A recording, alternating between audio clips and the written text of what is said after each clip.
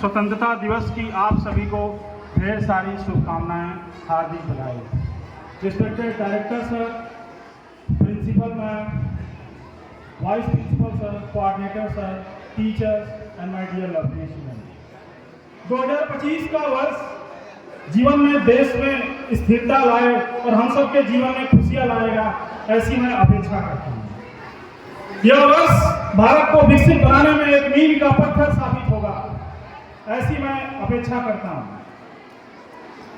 भारत उसकी फाउंडेशन को मजबूत करके आगे बढ़ाने का काम करेगा, ऐसी ईश्वर से प्रार्थना करता हूँ। 2025 के इस वर्ष में आज हम यहाँ स्वतंत्रता दिवस मनाने के लिए इकट्ठा हुए हैं, तो अपने प्राणों की आहुति देने वाले स्वतंत्रता संग्राम सेनानियों को याद करने का दिन है 15 अगस्त, जिन्होंने भारत के लिए अच्छा किया, जिन्होंने भारत के लिए अच्छा सोचा, भारत के लिए कुछ ऐसा किया जो उनसे अपेक्षित था।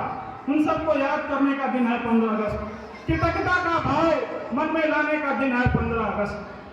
अगर हम वीर शहीदों की बात करें, सरदार भगत सिंह, महात्मा गांधी, लाला लाजपत राय, सुभाष चंद्र बोस, बटुकेश्वर दत्त, यतीन्द्र, इनके बलिदानों को भूला नहीं जा सकता। मैं यहाँ दो वीर शहीदों की बात करूंगा, दो क्रांतिकारियों की बात करूंगा। सरदार अजीत सिंह जी, सरदार भगत सिंह जी के चाचा थे। उन्होंने 38 वर्षों तक भारत में तपस्या की, इसलिए तपस्या की भारत के बाहर रहकर कि सरदार भगत सिंह को मजबूत करने में, सशक्त करने में सरदार अजीत सिंह जी का महत्वपूर्ण योगदान रहा। यतीन्द्र लाहौर की लखपत जेल में 63 दिनों तक बंद रहे और भूखे रहे। उन्होंने कहा, मुझे भूखा रहना स्वीकार है, लेकिन अंग्रेजों की गुलामी स्वीकार नहीं है। आज के दिन कवि प्रदीप द्वारा लिखी गई कालजयी गीत, मैं कालजयी गीत इसलिए कर रहा हूँ क्योंकि सदियों सदियों इसको गुनगुनाना है। ऐ मेरे वतन के लोगों, जरा आंख में भर लो पानी, जो शहीद हुए हैं उनकी जरा याद करो कुर्बानी। क्या लोग थे दीवाने, क्या लोग थे अभिमानी, भूल न जाओ उनको, इसलिए सुनो ये कहानी। जो शहीद हुए हैं उनकी जरा याद करो कुर्बानी। कवि प्रदीप द्वारा लिखी गई ये कालजयी गीत 15 अगस्त 26 जनवरी को ही सिर्फ नहीं गुनगुनाना है, हमें बार-बार गुनगुनाना चाहिए, क्योंकि भारत को सदियों से भूलने और सोने की आदत रही है। ये 10 वर्ष 20 वर्ष बाद ये देश भूल जाता है, इसलिए ये देश गुलामी की जंजीरों में जकड़ जाता है। ऐसे वीरों के लिए मुझे हरिओम पवार की कुछ पंक्तियां याद आती हैं। पंक्तियां इस प्रकार हैं, जो सीने पे गोली खाने को आगे बढ़ जाते थे, भारत माता की जगह पर फांसी पे चढ़ जाते थे, जिन बेटों ने भारत माता पर कुर्बानी दे डाली, आजादी के हवन कुंड के लिए जवानी दे डाली, जिनके कारण ये भारत आजाद दिखाई देता है, अमर तिरंगा उन बेटों की याद दिखाई देता है। उनका नाम जुबान पर लेके पलकों को झपका लेना, उनकी यादों के पत्थर पे 2 आंसू टपका देना। भारत को आगे बढ़ाने की भूमिका को संकल्प लेने का दिन है 15 अगस्त। राष्ट्र प्रेम, राष्ट्र भावना का दिन है, राष्ट्र समर्पण का दिन है 15 अगस्त। भारत विश्व का सिरमौर रहा है, हम विश्व गुरु बनने की ओर जा रहे हैं।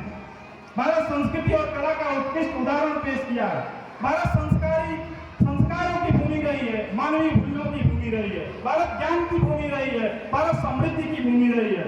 सैकड़ों वर्षों की गुलामी ने भारत को कमजोर कर दिया, भारत के स्वाभिमान को तोड़ा, भारत के इंडस्ट्री को तोड़ा, भारत के उद्योग को तोड़ा, भारत के कला को तोड़ा, भारत के इकोनॉमी को तोड़ा, संस्कृति को तोड़ा, भाषा को तोड़ा।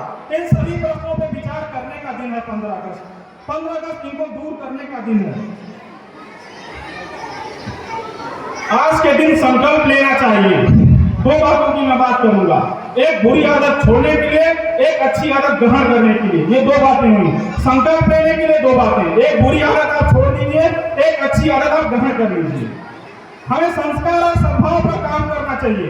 हम सब भाई हैं, सब हमारे भाई हैं। प्रधानमंत्री जी का विजन है विकसित भारत, यही समय है, सही समय है। देश समय देता है सब कुछ, हमको भी तो कुछ देना चाहिए। दोनों हाथ उठाइए और प्रण कीजिए। आपसे मेरा निवेदन है बच्चों, दोनों हाथ उठाइए और प्रण कीजिए। अपनी जिंदगी में कुछ ऐसा काम नहीं करेंगे जो देश के खिलाफ होगा। अपनी जिंदगी में कुछ आप ऐसा काम मत करिएगा जो देश के खिलाफ होगा। चंद 2 लाइनों से मैं अपनी बात समाप्त करूंगा।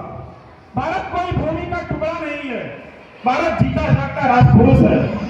ये बंधन की धरती है, ये अभिनंदन की भूमि है, ये अर्पण की भूमि है, ये तर्पण की भूमि है। इसका नदी नदी गंगा है, कंकर कंकर हमारे लिए शंकर है। हम जिएंगे तो इस भारत के लिए, हम मरेंगे तो इस भारत के लिए। और मरने के बाद गंगा जल में बहती हुई हमारी अस्थियों को अगर कोई कान लगाकर सुनेगा तो एक ही आवाज आएगी, भारत